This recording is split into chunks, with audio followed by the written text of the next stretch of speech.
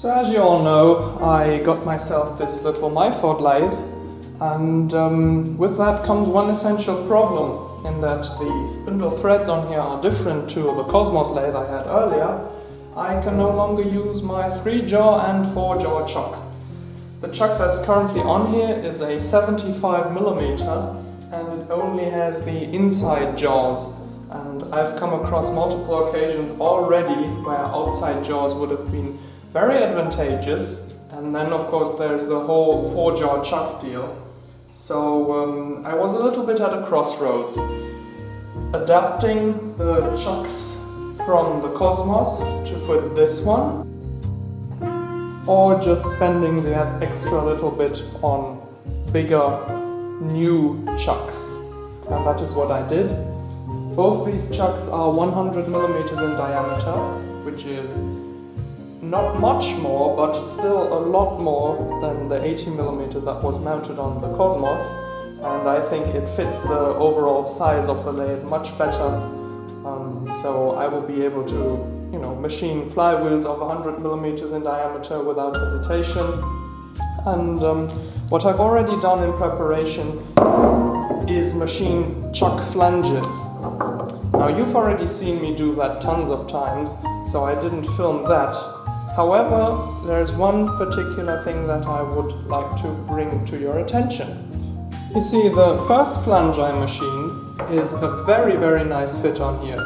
The threads have barely any play in them, the register is the perfect size, and you can feel it getting a little tight right before it goes onto the shoulder. Perfect. Couldn't be better, considering I had nothing to compare this to, and only a set of digital calipers to machine the precision fit here. I'm pretty happy with that.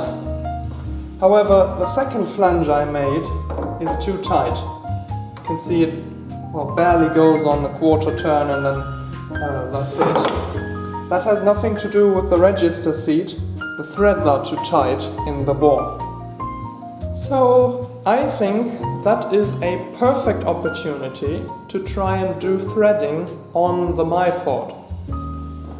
I've lended myself the 55-degree threading tool here, and what we're going to do is machine the register and the whole pattern for the 4-jaw chuck, so that I can mount that onto the spindle of the machine, and then grip the other flange, which is not finished yet, in the 4-jaw chuck, and finish off the threading job in here. So that's the plan for today. Ready, hit it!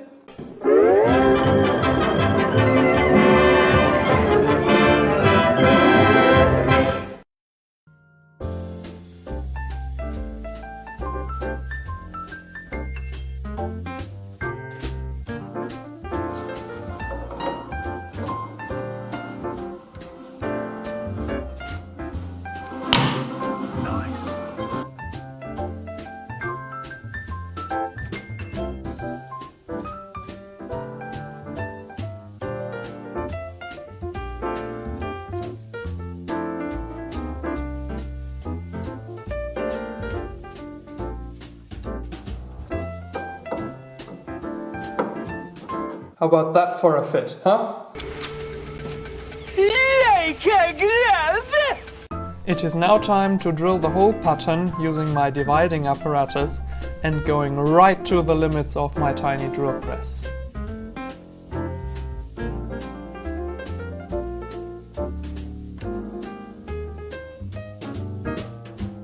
This is probably a good time to lose a word or two about cheap chucks, because obviously these are not, brand names like Röhm or anything. These are just the cheap import Chinese chuck that everyone is going to buy.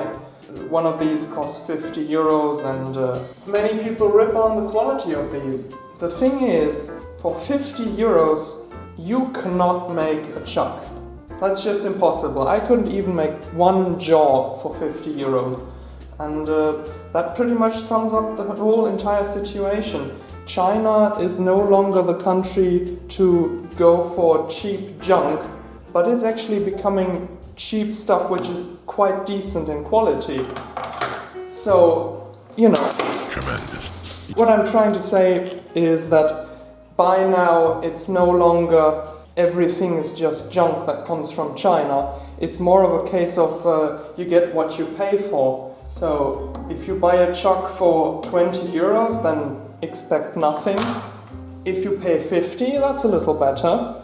And if you pay 100 or 200 euros for a chuck, then you're getting a chuck which might actually be able to concur with Röhm or anything. And Röhm is going to charge you 600 for it. How they do it is beyond me, but yeah, I think you can not really go wrong on spending 50 euros for a 4-jaw chuck or a 3-jaw. What you have to do, in my opinion, is take them apart once and clean all the junk out, look for any burrs inside and possibly remove them as well. But other than that, you can't beat it. Alright, that's the flange mounted. Now onto the lathe with it and learn threading, I guess.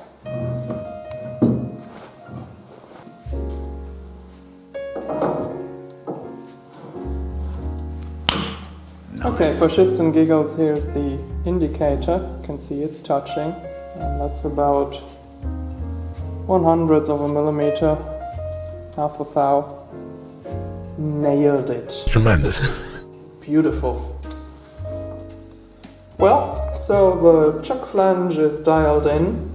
The tool is on center height and tilted in a way that the tip here is perpendicular to the axis.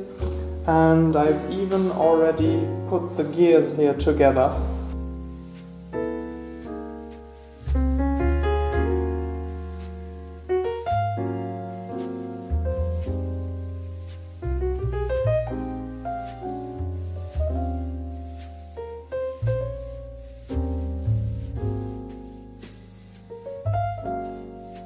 There is a scale in the change wheel cover, and allegedly putting a 40 and a 50 and a 60 in that order will give me 12 threads per inch of pitch.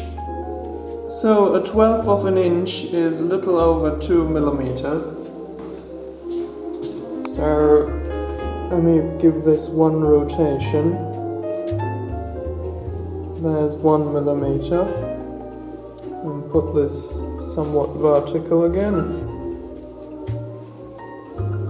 2.11. Perfect. So all this gear tooth magic here does actually work. Wow. So what I've done now is engage the carriage feed with the boring bar in here, and then with the cross slide and the top slide maneuvered my way into the valley of a thread and found the lowest point I can put it at, and set the dial at 0.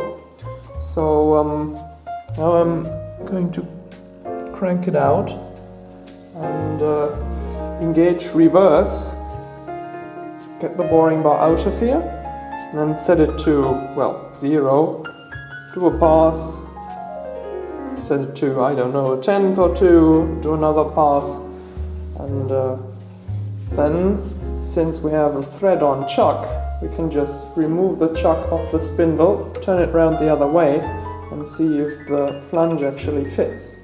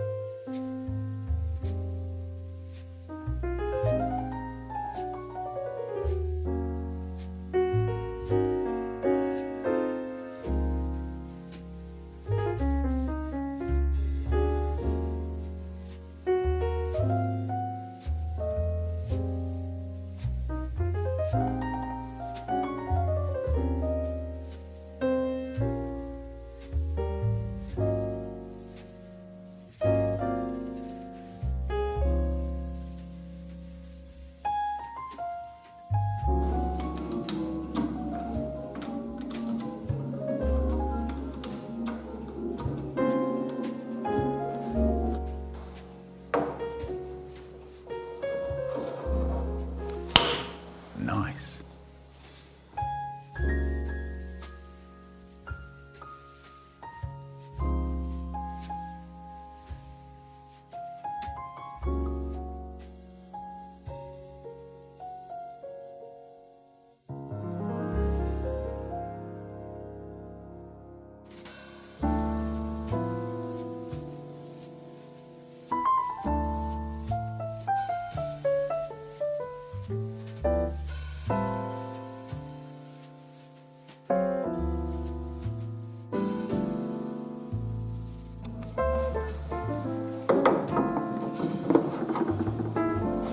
Eh?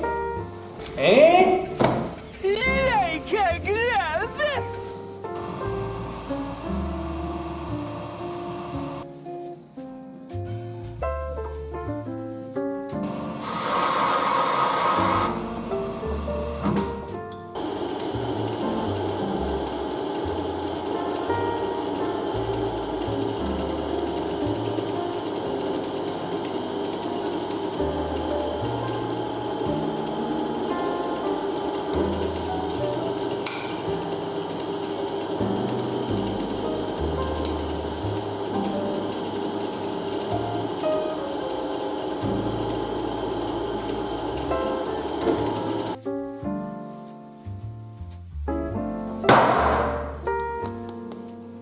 This is plastic.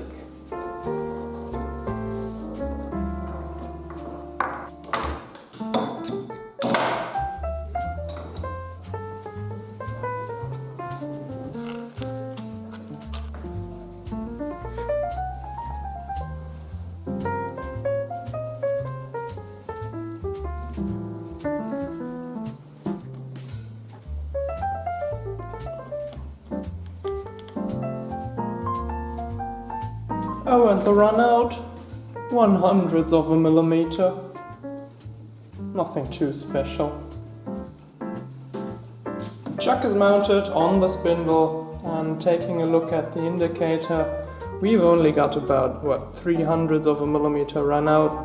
That's very acceptable, and going down the line here, right to the end, we've got a little bit more, about 1/10. This chuck cost €50. That's not bad. And with that, I would like to conclude this video. I thought about buying backing plates for these chucks. They are available with the Myford thread right in it. But what fun would that have been? Buying a £100 backing plate for a €50 chuck would be kind of ironic too. And that way I could learn how to thread on this lathe. It was really quite interesting, and I noticed that I could take quite a big depth of cut without any chatter. And well, that's it for this one. Hope you enjoyed, and thank you very much for watching. See ya!